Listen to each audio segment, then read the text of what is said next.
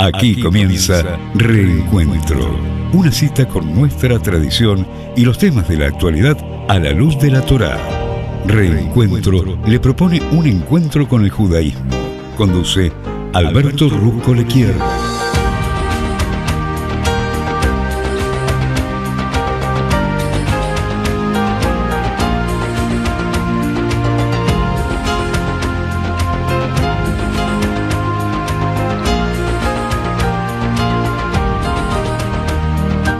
Bueno, aquí Alberto Rusco Lequier te saluda y te doy las gracias por estar compartiendo conmigo este encuentro, este reencuentro que te proponemos aquí desde Radio High para beber en los exquisitos e inagotables manantiales de sabiduría de la Torá. Gracias a todos ustedes por estar conmigo. Bueno, en este día, que es un día viernes, concretamente el 9 de junio, que corresponde al calendario hebreo al día 20 del mes de Sivan del año 5783. El horario para encender velas de Shabbat en la ciudad de Buenos Aires está establecido a las 17 horas 32 minutos y el Shabbat termina mañana a las 18 horas 31 minutos. Así que gracias por estar acompañándome, gracias a toda la gente que sigue este programa y que por supuesto se coloca nuevamente en las redes y en Radio High. Gracias de todo corazón. Bueno, vamos a ver un poquitito el tema de esta semana. Voy a hablar un poco de la parashá, la porción de la Torah que es Be'alotcha. Esta parashá, o esta parte, se inicia con un precepto que se le encomienda a Aarón, que es encender las luces de los 7 brazos del calendario que estaba en el santuario. Claro, el término que utiliza la Torah para encender es Be'alotcha, que literalmente significa cuando hagas subir, cuando eleves. Entonces Aarón tenía que encender las llamas hasta tanto éstas se pudieran mantener encendidas por sí solas. Entonces, la verdad que las luces de este candelabro de la menorá son el símbolo del alma judía, porque la luz de Dios es el alma del hombre. La misión de Aarón, hermano de Moshe, era elevar espiritualmente a los judíos, no solamente encendiendo la llama del judaísmo, sino engendrando en ellos el amor al Creador, de manera que pudiera mantenerse por sí solo sin necesidad de depender de una inspiración externa. Aarón, ¿qué personificaba? Aarón personificaba la paz y el amor al prójimo. Tuvo el mérito de acercar a los judíos a la Torá. En vez de simplificar la Torá para bajarla al nivel en que ellos estaban, elevó el nivel espiritual de las personas para que vivieran según lo establecido en la Torá. La verdad que simplificar el cumplimiento de los preceptos atenta contra la esencia y la existencia del judaísmo, que puede producir un ritual sin significantes y un vacío espiritual. La verdad que, a pesar de que la instrucción de encender le fue dada a Aarón, en el ámbito espiritual es aplicable a todos los judíos. ¿Por qué? Porque cada uno judío del pueblo es miembro del pueblo de sacerdotes y le corresponde iluminar su camino y el de los demás con la luz de la Torá. Respecto de la mujer, claro que la función de la mujer judía es de gran importancia y se le concedió el privilegio del encendido de las velas de Shabbat y de las festividades, porque la mujer es el soporte espiritual del hogar y por lo tanto posee las fuerzas necesarias para promover la paz y la armonía, alumbrando tanto a los suyos como al mundo exterior. Aarón cumplió con entusiasmo la mitzvah o el precepto de encender la menorá. Lo hizo personalmente con gran precisión durante toda su vida. Aun cuando él estaba autorizado para delegar esta función en sus hijos, ello nos demuestra la importancia de la disciplina y la constancia en el judaísmo. Claro que la Torá habla de los viajes que tuvieron que hacer los judíos durante la travesía por el desierto, pero estos viajes eran guiados por la voluntad divina, que se expresaba mediante las nubes de gloria. Estas nubes indicaban la estadía en un determinado lugar o avanzar hacia otro. A veces llegaban a lugares desagradables como Mará, o a otros con mayores recursos de agua y otro tipo de vegetación, pero nunca durante los 40 años los judíos supieron la duración de su estadía en un determinado lugar. ¿Y esto qué demostraba? Su aceptación y el deseo de seguir al Creador, independientemente del lugar en donde se encontraban. La salida del pueblo de un lugar a otro era anunciado por 3 señales. Una era la nube de gloria, que estaba sobre el tabernáculo, y cuando Moshe proclamaba Kumá Hashem, que quiere decir levántate, caminando la nube a partir y finalmente, conminando la nube a partir, y finalmente los Kohanim tocaban las 2 trompetas de plata con el sonido correspondiente a la partida. Así que este es un poquitito, estamos acercándonos a la Parashá, que por supuesto tiene muchísima riqueza, enorme riqueza. Entonces, está escrito que Dios habló a Moshe y le dice, habla a Aarón, o sea, a su hermano, y dile, cuando enciendan las lámparas, las 7 lámparas van a dar luz hacia el cuerpo de la menorá. Y esta era la obra de la menorá. La menorá era cincelada de una única pieza de oro labrado, desde su base hasta arriba totalmente. Y cuando Dios habló estas palabras a Moshe, le dio instrucciones detalladas en cuanto a la construcción y el encendido de la menorá en el templo. Entonces aquí el Creador reitera 2 leyes. Una de ellas es que las lámparas de la menorá deben mirar todas, en dirección al cuerpo de la menorá, que es el cuerpo de la menorá, el tronco central del cual se extienden los brazos de la menorá. Y la otra ley es que toda la menorá debían estar cinceladas en un único bloque de oro. La menorá, ¿qué representa? La menorá representa al pueblo de Israel, la luz para las naciones por parte del Creador.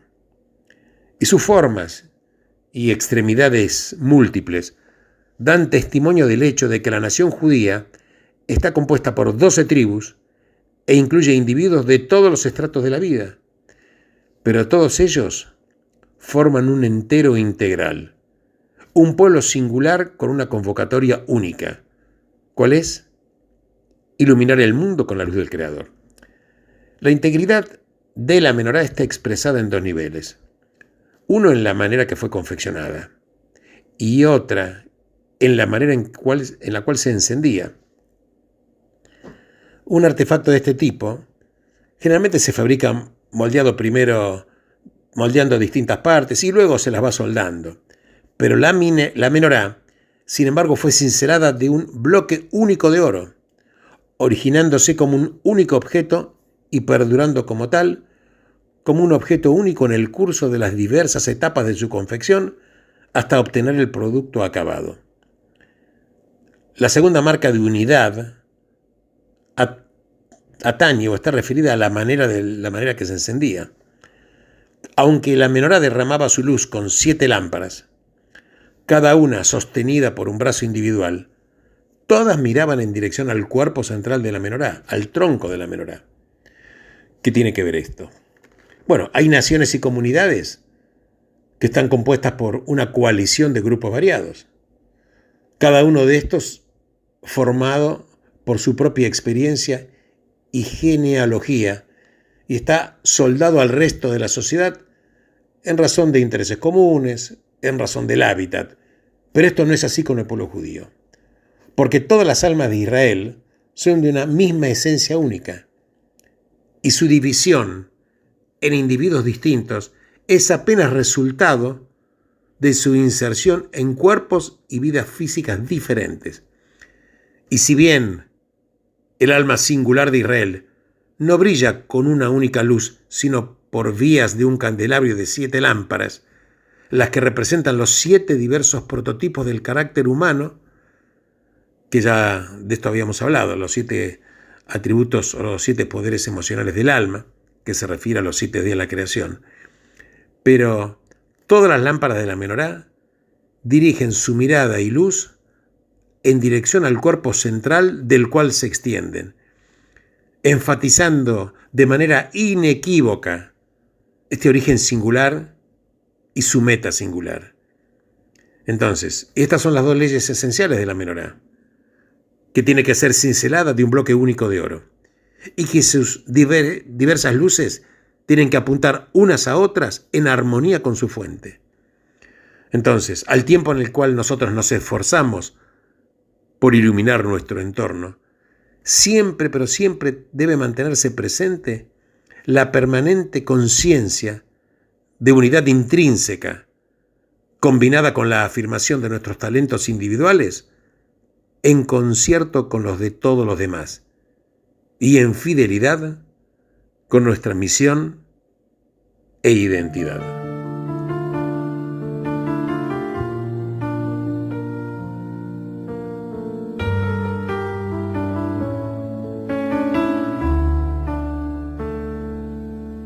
כשהלב בוכה, רק אלוקים שומע, הכאב עולה מתוך הנשמה, אדם נופל לפני שהוא שוקע,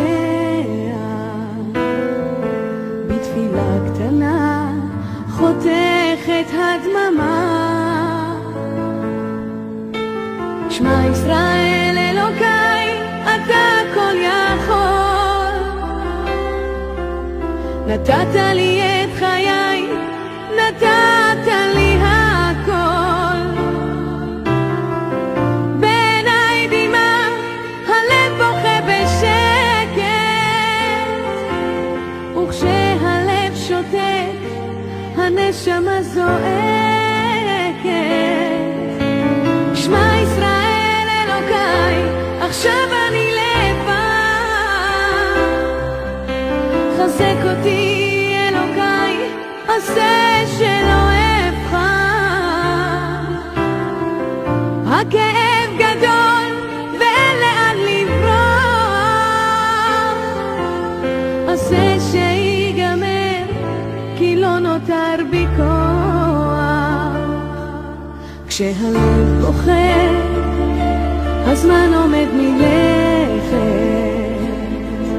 האדם רואה את כל חייו פתאום, אל הלא נודע הוא לא רוצה ללכת, לאלוקיו קורא על סף תהום. שמע ישראל אלוקיי, אתה כל יכול, נתת לי את חיי, נתת לי הכל, בעיניי דמעה, הלב בוכה בשקט, וכשהלב שותק, הנשמה זועקת. שמע ישראל אלוקיי, עכשיו אני לבד, חזק אותי אלוקיי, עשה שלא אבחר, הכאב גדול ואין לאן לברוח, עשה שיגמר כי לא נותר בי כוח.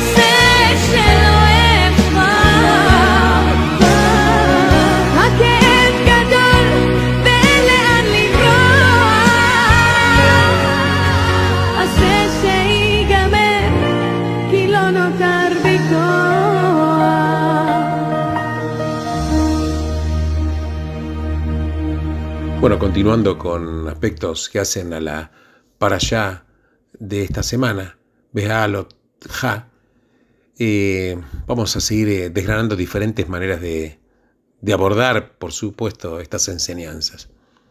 Como te dije, Moshe revela la dimensión que él tenía de su generosidad como líder. Pero después aparece en uno de los momentos de desesperación más profundos. Porque claro, cuando el pueblo que estaba en el desierto, como de costumbre, se había estado quejando esta vez por la comida. Estaban cansados del maná, el pueblo de Israel quería comer carne, y Moshe estaba consternado. ¿Por qué? Porque el pueblo todavía no había comprendido que hay que aceptar las dificultades de la libertad. Y entonces Moshe, surge del texto, ruega morir. Y dice, si es así como tú me tratas, claro, Moshe le dice a Dios, por favor, mátame ya mismo. Y si he hallado favor en tus ojos, y no me hagas enfrentar mi propia ruina. Entonces, Dios le dice que nombre a 70 ancianos para que lo ayuden a soportar el peso del liderazgo. Y así lo hace. Y el Espíritu Divino recae sobre ellos. Pero también lo hace sobre otros 2 hombres. Uno era Eldad y otro Medad, que no estaban entre los 70 ancianos anteriores. Evidentemente Moshe eligió 6 hombres de cada tribu. 12 tribus, 6 hombres, 72. Lo cual daba, como te dije, este número, 72. Pero luego le quitó a Eldad y Medad. Sin embargo, estas 2 personas, Eldad y Medad, fueron incluidos en el acto de la inspiración. Moshe tenía un asistente, Yoshua. Y Yoshua le advierte de una amenaza potencial. ¿Pero qué le responde Moshe? ¿Estás celoso por mí? Desearía, le dice Moshe, que todas las personas del Señor fueran profetas. Y ojalá que el Creador pudiera colocar su espíritu sobre ellos. Fíjate vos, vamos a desgranar esto. Esto contrasta con la conducta posterior de Moshe, cuando su liderazgo, por ejemplo, es cuestionado por Koraj y sus seguidores. Y en ese capítulo que vamos a ver oportunamente, Moshe no muestra delicadeza, Moshe no muestra generosidad, por el contrario, Moshe ruega que los trague la tierra y que bajen vivos al ámbito de los muertos. Ahí en ese caso, Moshe tiene una actitud decisiva, fuerte y despiadada. Ahora entonces uno se pregunta, ¿a qué se debe esta respuesta distinta con respecto a Eldad y Medad por un lado y la respuesta que Moshe le da a Koraj por el otro? Bueno, entonces tenemos que ver esta diferencia es esencial, y para poder entender estos conceptos que se confunden con frecuencia, tenemos que saber 2 palabras. ¿Qué es poder y qué es influencia? Uno tiende a pensar que poder y la influencia es lo mismo. Uno dice, claro, las personas con poder son influyentes, pero los conceptos son distintos y operan con una lógica diferente absolutamente. Imagina, por ejemplo, que tenés un poder total. Todo lo que decís se hace. Un día vas a decidir compartir tu poder con otras 9 personas y si lo haces tenés, en el mejor de los casos, 1/10 parte del poder que tenías antes de compartirlo. Ahora imagina que tenés una cierta medida de influencia y decidís compartir tu influencia con 9 personas más a quienes vos haces tus socios. Entonces ahora tenés 10 veces más influencia que antes. Porque en vez de estar solo, tenés 9 personas más que van a transmitir tu mensaje. En consecuencia, el poder funciona por división, pero la influencia funciona por multiplicación. El poder, en pocas palabras, es un juego de suma cero. Cuanto más compartís, menos poder tenés. Pero la influencia es lo contrario. Cuanto más compartís, más influencia tenés. Y a lo largo de los 40 años como líder de la nación judía, Moshe mantuvo 2 roles de liderazgo diferentes. Fue profeta, Torá al pueblo judío y comunicándose con Dios. Y también fue el equivalente de un rey, liderando al pueblo en sus travesías, dirigiendo su destino y proveyendo sus necesidades. El único rol que no asumió fue el de sumo sacerdote, que finalmente le correspondió a su hermano Aarón.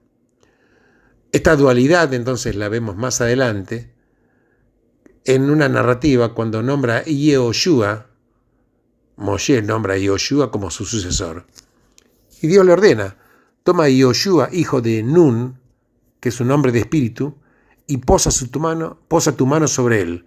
Otórgale algo de tu honor, para que toda la comunidad israelita le obedezca. Eso está escrito así textualmente. Entonces vemos que hay dos actos distintos. Cuando le dice, posa tu mano, que en hebreo sería besamachta, sobre él, ¿qué quiere decir? Esto es el origen del término smijá, por la cual un rabino ordena a un discípulo y le otorga la autoridad para imponer reglas por mérito propio. Los rabinos vieron a su rol como la continuidad de la de los profetas. Claro, Moshe recibió la Torá en Sinaí y la transmitió a Yoshua, y Yoshua a los mayores a los profetas, y los profetas la entregaron a los integrantes de la gran asamblea. Entonces, Moshe, mediante este acto de smijá, le estaba otorgando a Yoshua el rol de profeta. Pero hay otro acto, cuando le dice, otórgale algo de tu honor. En este caso, le estaba asignando el rol de rey, porque la palabra hebrea hod, que quiere decir honor, está asociada al reinado, como en la frase bíblica hod malhut, que quiere decir el honor del reinado. Entonces, los reyes tenían poder, incluyendo el de la vida y la muerte, pero los profetas no lo tenían, pero tenían influencia. Entonces el rey tenía poder, pero los profetas tenían influencia. Y no solamente en la vida tenían influencia, sino en muchos casos incluso hasta en nuestros días. Por eso está escrito, cuando un rey muere, su poder termina. Pero cuando un profeta muere, su influencia continúa. Entonces, podemos ver con exactitud por qué la reacción de Moshe fue tan diferente en el caso de Eldad y Medad con respecto al caso de Koraj y sus seguidores. Porque la verdad que Eldad y Medad no buscaron ni recibieron poder alguno. Obtuvieron la misma influencia, que era el espíritu divino que emanaba de Moshe. Ellos se transformaron en profetas. Es por eso que Moshe dijo, ojalá que todas las personas de profetas y que él pudiera colocar su espíritu sobre ellas. Entonces la profecía no es un juego de suma cero. Cuando se trata de liderazgo como influencia, cuanto más compartimos, más tenemos.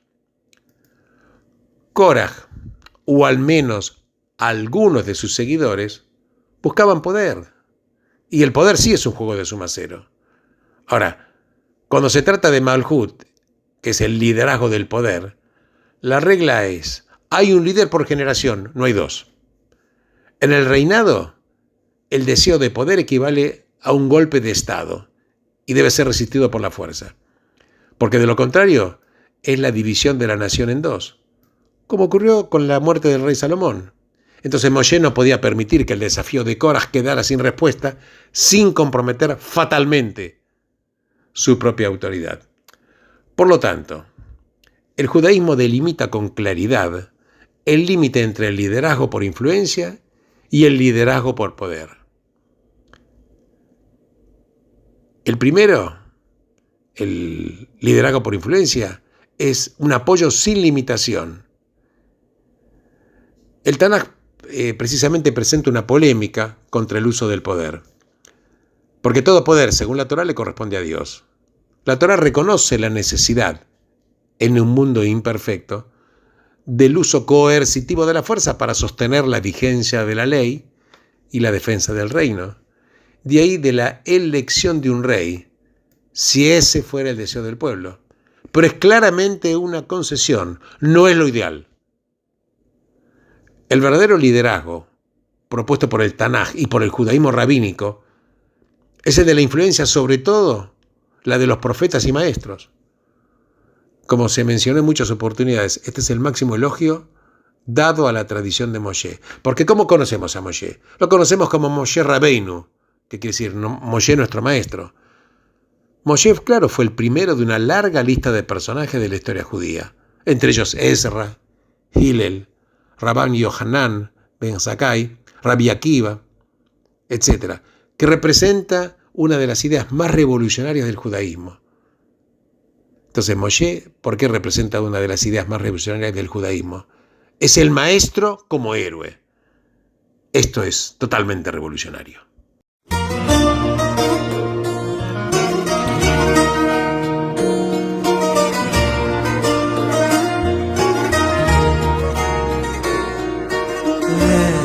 לדוד מזמור, להשם הארץ ומלואה,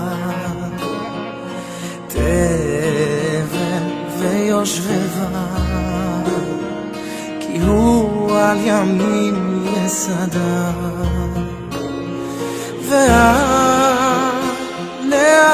והנערות יכונניה,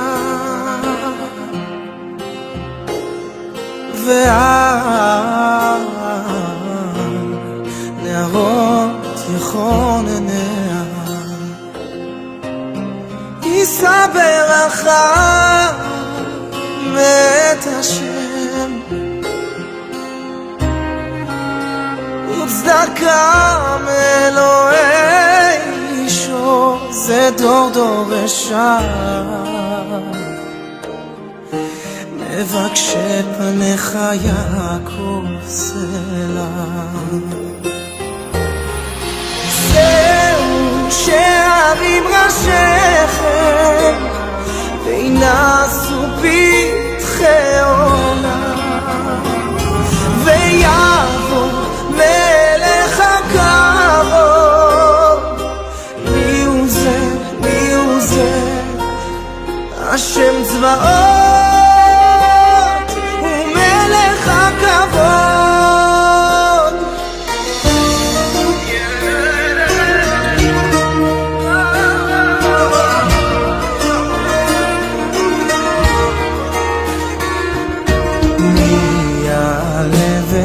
השם ומי יקום במקום קודשו, נקי כפיים ובר לבב, אשר לא נשא לשווא נפשי ולא נשבע למרמה, ולא נשבע למרמה. יישא ברכה מאת השם, וצדקה מאלוהי אישו, זה דור דורשה, מבקשי פניך יעקב סלע.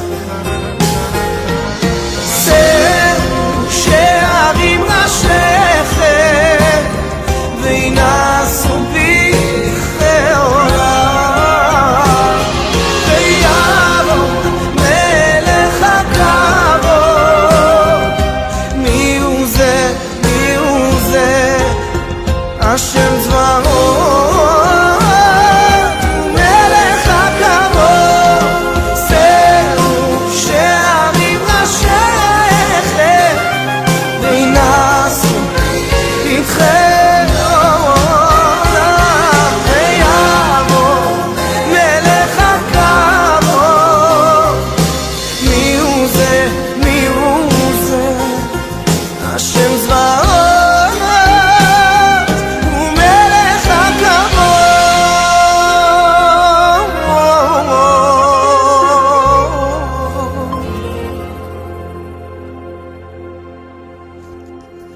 Bueno, continuando con estos conceptos de la parashá de la semana, fijémonos que increíble, ¿no? ¿Qué diferencia que hay entre poder e influencia? El poder lo fraccionás y te queda menos. La influencia la compartís y creces en influencia. Y respecto al judaísmo, constituye una protesta constante contra la inclinación generalizada de toda la humanidad, que es tener un inquieto y perpetuo deseo de poder tras poder que cesa solo con la muerte.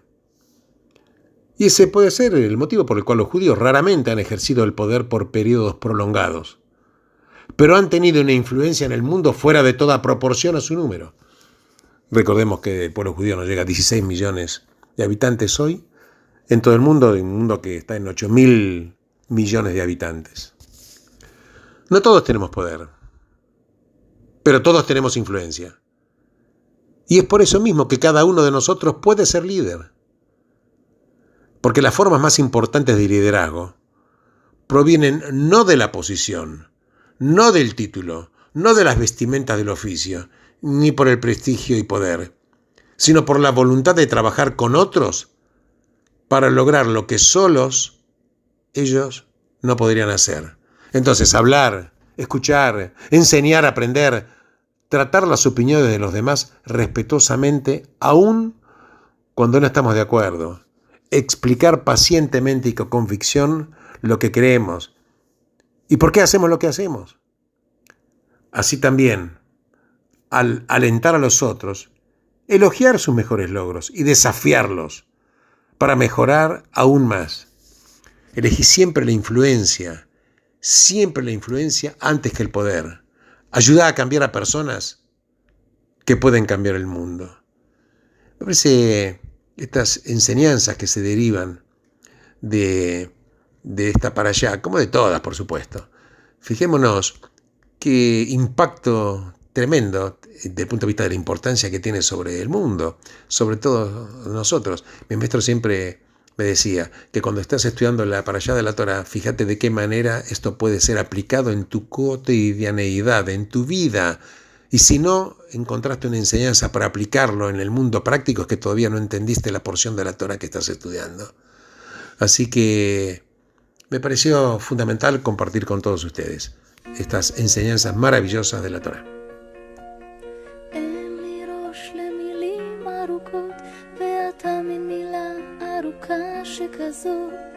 שב ידידי ודש לחייך בתקווה שתבין את אפריך השמש שפר עד שקורעת את הים ואני מפליגה בתוך הכפכפים לאן שיקחו האורות אני שם עם הלקה הליפסטיק ושאר דאווין כי בא לי לרקוד ובא לי שטויות בא לי לצחוק ולא בא לי עליך בא לי בימים ובא לי בלילות בא לי לצעוק אני פרחה פנים שלא עושות חשבון וג'ינס בסטייל שכתוב בעיתון סלסול נצחי בשערות ופוסטרים במקום קירות רוצה לאהוב כמו בסרטים חתיך שיבוא באנגלית וצבעים Come on baby המטוס מחכה ועוד חלום שלי ממריא לו ובוכה בא לי לרקוד, בא לי שטויות בא לי לצחוק ולא בא לי עליך בא לי בימים, בא לי בלילות בא לי לצעוק אני פרחה פעם שיהיה לי זמן להיות גדולה פעם תיגמר המסיבה כי בסוף כל פרחה מסתתר שיקול קטן בא לדוגמה מאלף כיווני עשן בא לי לרקוד, בא לי שטויות בא לי לצחוק ולא בא לי עליך בא לי בימים, בא לי בלילות בא לי לצעוק אני פרחה בא לי לרקוד, בא לי שטויות בא לי לצחוק ולא בא לי עליך בא לי בימים, בא לי בלילות בא לי לצעוק אני פרחה En el judaísmo hay que aprender que los líderes estaban para servir, no para ser servidos. El título más elevado de Moshe fue ser llamado Ever Hashem, que quiere decir un servidor de Dios.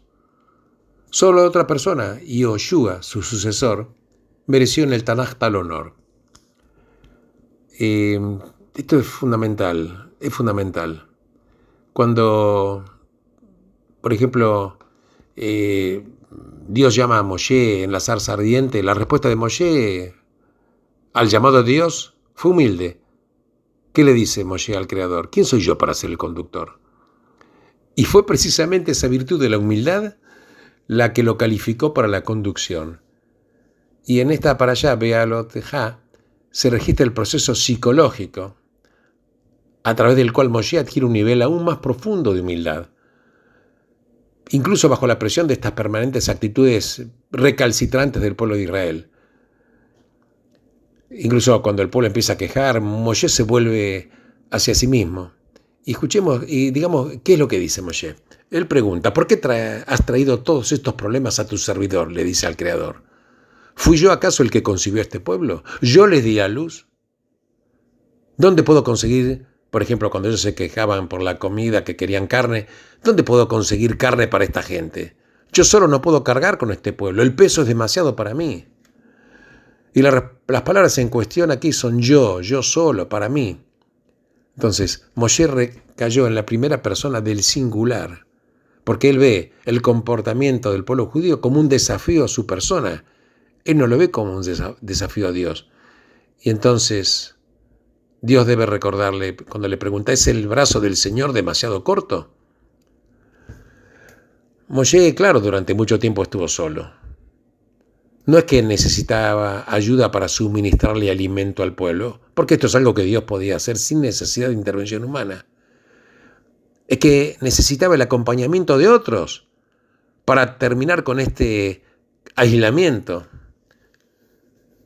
Así que cuando se nombran los 70 ancianos y apenas Moshe ve que los 70 ancianos compartían su espíritu, esta depresión de Moshe desaparece.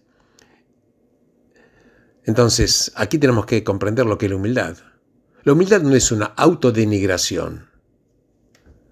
La humildad no consiste en considerarse menos. La humildad consiste en pensar menos en uno mismo. La verdadera humildad significa silenciar el yo. Para los seres genuinamente humildes, es Dios y el otro los que realmente cuentan, no yo. Como se dijo de un gran líder en su momento, fue un hombre que tomó tan en serio al Creador que no tuvo que tomarse en serio a sí mismo para nada. Entonces, esta parashá lo que nos está diciendo es que a veces logramos la humildad solamente después de un problema, de una gran crisis psicológica. Así, después que Moshe sufrió esta crisis y ruega al Creador morir, nos damos cuenta que Moshe era muy humilde, más que cualquier otra persona en la tierra. Entonces, la respuesta al dolor existencial, la respuesta al dolor no es el placer, sino la santidad. Y hay que ver el dolor como parte de una narrativa moral y tratar de redimir algo malo, transformándolo en algo sagrado, en un acto de servicio que coloca a uno en modo fraternal con la comunidad. Entonces, porque las personas que poseen humildad están abiertos a cosas más grandes que ellos mismos, mientras que las personas que carecen de la humildad no van a estar abiertos a cosas más grandes que ellos mismos. Entonces, es por eso que cuando uno es humilde, uno se siente pequeño, no para autodenigrarse, sino para pensar menos en uno. Porque la humildad es la virtud que inspira grandeza en los demás. Les agradezco a todos ustedes por estar acompañando este programa Reencuentro en este viernes que corresponde al día 20 del mes de Sivan del año 5783, recordándole que el horario para prender velas de Shabbat en el día de hoy está establecido a las 17 horas 32 minutos en la ciudad de Buenos Aires. Y el Shabbat concluye mañana en la ciudad de Buenos Aires a las 18 horas 31 minutos. Shabbat Shalom a todos ustedes y benditos sean en el lugar en el cual se encuentren.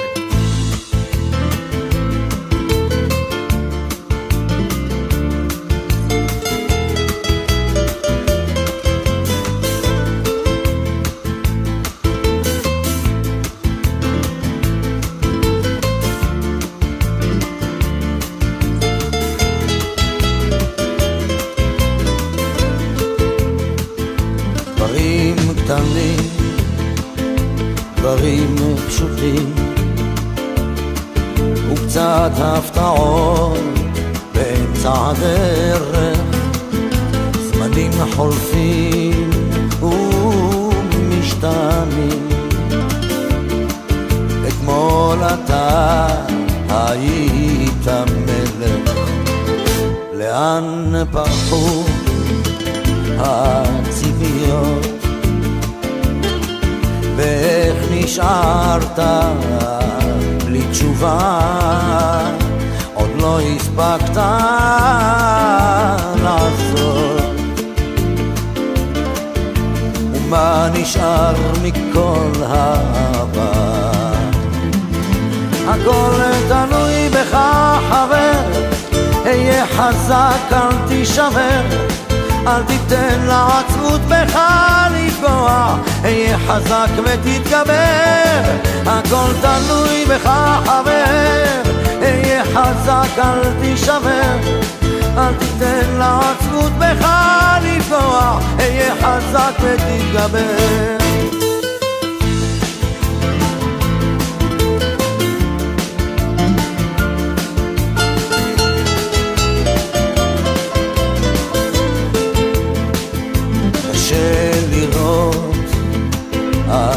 לפעמים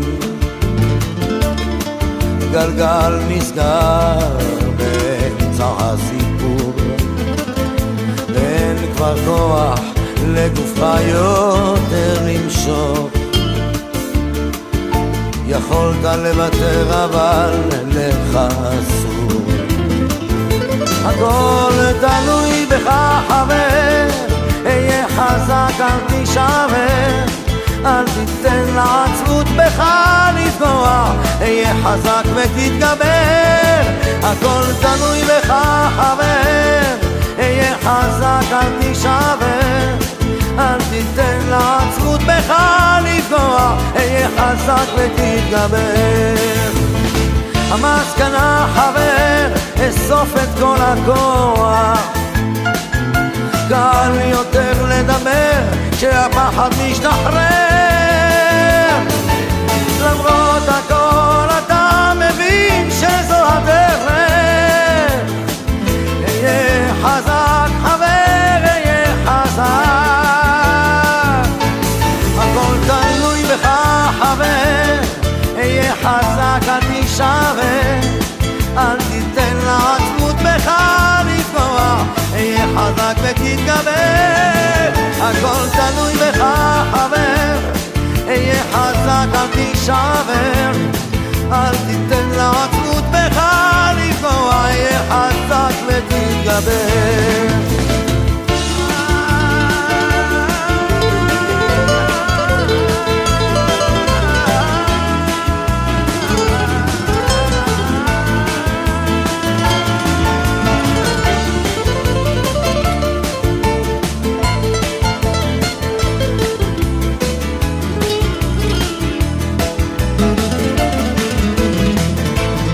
הכל תלוי בך חבר, היה חזק אל תישבר, אל תיתן לעצמות בך לפגוע, היה חזק ותתגבר.